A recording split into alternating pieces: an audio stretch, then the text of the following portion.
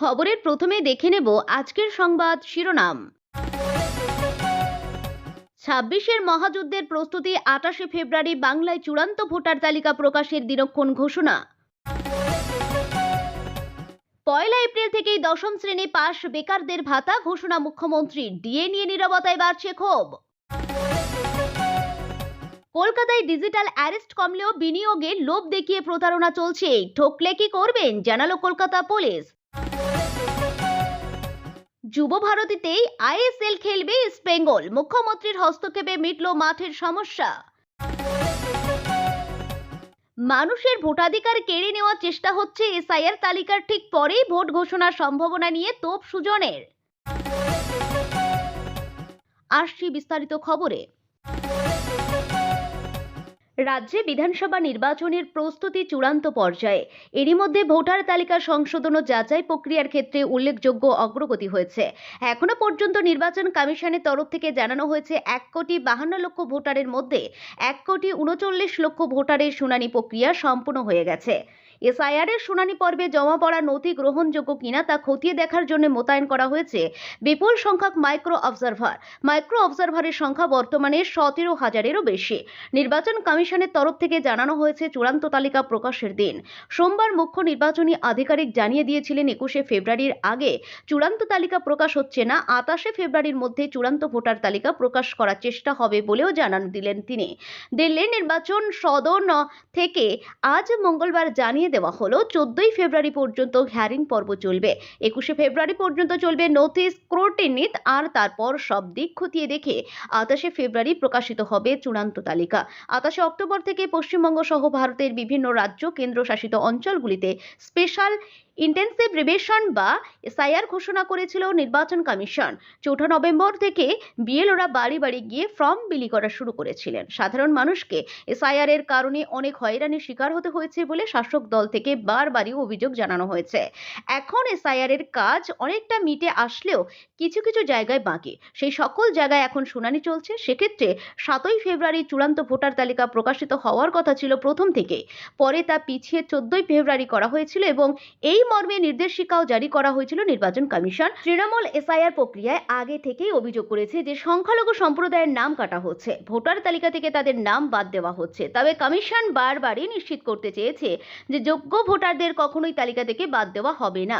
যে group B অফিসারদেরকে নেওয়া হয়েছিল তারা যদি কাজে দক্ষ হন তাহলে ইআরও, না হলে অ্যাসিস্ট্যান্ট ইআরও হিসাবে নিয়োগ করা হবে, অন্যথায় তাদের মাইক্রো অবজারভার হিসাবে কাজ করতে হবে বলে জানিয়ে দিল নির্বাচন কমিশন। ১লা এপ্রিল থেকেই দশম শ্রেণী পাস বেকারদের ভাতা ঘোষণা মুখ্যমন্ত্রীর, ডিএ নিয়ে নীরবতায় বাড়ছে ক্ষোভ। ২১ থেকে ৪০ বছর বয়সীরা এই ভাতার আওতাভুক্ত হবেন। ৫ বছরের মধ্যে কেউ চাকরি পেয়ে গেলে তিনি আর ভাতা পাবেন না।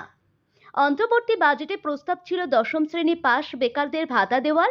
মঙ্গলবার ১০ই ফেব্রুয়ারি মুখ্যমন্ত্রী ঘোষণা করেন যে ১৫ই আগস্ট নয়, ১লা এপ্রিল থেকেই চালু হবে ভাতা।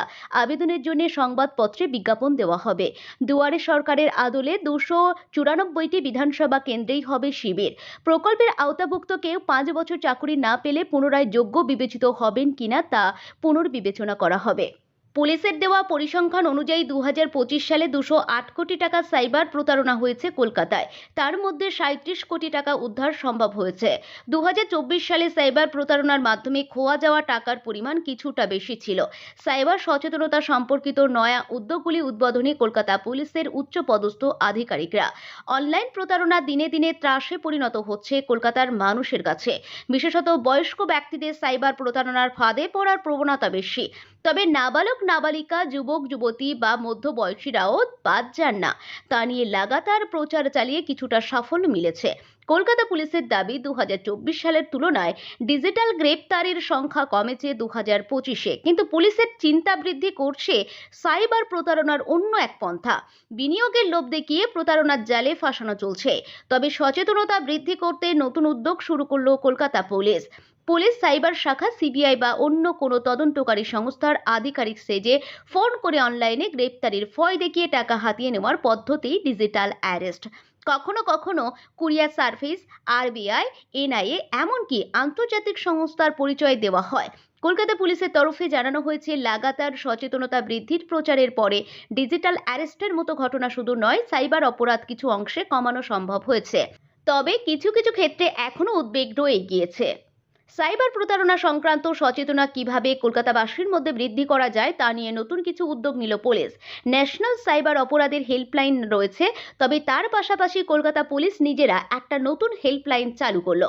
সাইবার প্রতারণার শিকার হওয়া ভুক্তভোগীরা অবিলম্বে 1800-345006 নম্বরে ফোন করে সাহায্য চাইতে পারবেন। প্রতারিত হলে কি করণীয়, থানায় যেতে হলে কোথায় যেতে হবে ইত্যাদি নানা বিষয় সম্পর্কে তথ্য দেওয়া হবে ফোনেই। সমাজ মাধ্যমের পেজ যদি হ্যাক হয়, সেই সব ক্ষেত্রেও সমাধান মিলবে ওই হেল্পলাইন নম্বরে। নতুন হেল্পলাইন নম্বর চালুর বিষয়ে কলকাতা পুলিশ কমিশনার সুপ্রতিম সরকার বলেন, এখানে 24 ঘন্টা ফোন করা যাবে। তার কথায় অনেকেই বুঝতে পারেন না সাইবার প্রতারণার শিকার হলে কি করবেন, তাদের সাহায্য করা হবে। সাধারণ মানুষের কাছে সুপ্রতিমের আবেদন, যদি বুঝতে পারেন প্রতারিত হয়েছেন, তবে দয়া করে এক মুহূর্ত দেরি না করে হেল্পলাইনে যোগাযোগ করুন। আমাদের জানাবেন, আমরা চেষ্টা করব যত দ্রুত সম্ভব আপনাদের সমস্যার সমাধান করার। শুধু হেল্পলাইন নম্বর চালু নয়, সাইবার সচেতনতা বৃদ্ধির ক্ষেত্রে আরও কিছু পদক্ষেপ করেছে পুলিশ। তাদের তরফে সাইবার পাস দেওয়া হবে। কি সেই জিনিস? পুলিশ জানিয়েছে, প্রতি মাসে নিউজ লেটার বিলি করা হবে। মূলত বয়স্ক এবং সম্ভ্রান্ত নাগরিকরা ডিজিটাল অ্যারেস্ট বা ফোনে কিছু ডাউনলোড করার মাধ্যমে প্রতারণার শিকার বেশি হন। সাবধানতা অবলম্বন করতে কি কি করণীয় আর কি নয় তা ওই নিউজ লেটারে থাকবে। এছাড়াও সাইবার অপরাধের সঙ্গে যুক্ত number, website, APK file, Telegram বা হোয়াটসঅ্যাপ গ্রুপ ব্লক করার কাজও করবে কলকাতা পুলিশ। যে নম্বর একবার ব্লক করা হবে, দ্বিতীয়বার আর সেটা ব্যবহার করা যাবে না। পুলিশের দেওয়া পরিসংখ্যান অনুযায়ী 2025 সালে 208 কোটি টাকার সাইবার প্রতারণা হয়েছে। কলকাতায় তার মধ্যে 37 কোটি টাকা উদ্ধার সম্ভব হয়েছে। 2024 সালে সাইবার প্রতারণার মাধ্যমে খোয়া যাওয়া টাকার পরিমাণ ছিল 274 কোটি, যার মধ্যে 10% মতো উদ্ধার হয়েছে। কলকাতা পুলিশ কমিশনার ছাড়াও উপ কমিশনার অভিষেক মোদী, যুগ্ম কমিশনার রূপেশ কুমার সহ উচ্চপদস্থ আধিকারিকরা উপস্থিত ছিলেন এই নয়া উদ্যোগের সূচনায়। 10ই ফেব্রুয়ারি থেকে শুরু হচ্ছে এবারের আইপিএল। সময় কম থাকায় ছোট করে হচ্ছে প্রতিযোগিতা। প্রতিটি দল 13টি করে ম্যাচ খেলবে। আইএসএল এর সূচি ঘোষণার পর থেকে মাঠের সমস্যায় পড়েছিল ইস্টবেঙ্গল। যা পরিস্থিতি ছিল তাতে যুব ভারতীতে খেলার সম্ভাবনা কম ছিল লাল হলুদের, কিন্তু সেই সমস্যা অবশেষে মিটেছে। মুখ্যমন্ত্রী মমতা বন্দ্যোপাধ্যায়ের হস্তক্ষেপে স্বস্তিতে ইস্টবেঙ্গল। যুব ভারতীতেই খেলবে তারা, এমনটাই জানিয়েছেন লাল হলুদ কর্তা দেবব্রত সরকার। আইএসএল এর সূচি ঘোষণার পর ইস্ট বেঙ্গলের ইনভেস্টর ইমামি চাইছিল কিশোর ভারতী স্টেডিয়ামে সব ম্যাচ খেলতে। তার একটাই কারণ, খরচ। যুব ভারতীতে ম্যাচ পিছু যে টাকা দিতে হয়, কিশোর ভারতী স্টেডিয়ামে তার তুলনায় কম খরচে খেলা হতো। যেহেতু এই মরশুমে আইএসএল ছোট করে হচ্ছে, তাই খরচ কমাতে চেয়েছিল তারা। কিন্তু ইমামির এই সিদ্ধান্তে আপত্তি ছিল ইস্ট বেঙ্গল ক্লাবের কর্তাদের। এর আগে দেবব্রত জানিয়েছিলেন, কিশোর ভারতীতে দর্শক আসন কম, ফলে সকল সদস্যকে টিকিট দেওয়া সম্ভব নয়। যদি সমর্থকেরা মাঠে যেতে না পারেন, তাহলে কর্মসমিতির সদস্যরাও যাবেন না বলে জানিয়েছিলেন দেবব্রত। তারপরেও অনড় ছিলেন ইমামি কর্তারা।